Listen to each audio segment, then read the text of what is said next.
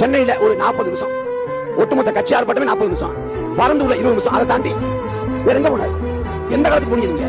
தேர்தல் காலத்தை போட்டி போட்டீங்களா? ஈரோடு கிழக்கு தேர்தல் காலத்தை போட்டி போட்டீங்களா? விக்கிரவாண்டியில போட்டி போட்டீங்களா? 2024 பார்லிமெண்ட் பொது தேர்தலில் போட்டி போட்டீங்களா? நிலைப்பாடு சொன்னீங்களா? ஒண்ணும் இல்ல. என்ன ஒண்ணு நீங்க பேசினா ஊடகங்கள் வந்து டிஆர்பிக்காக காமிக்கிறாங்க, ஊடகங்கள் அந்த விவாதமாக்குறாங்க, மக்களும் நடிகை அவர் பார்க்க வராங்க.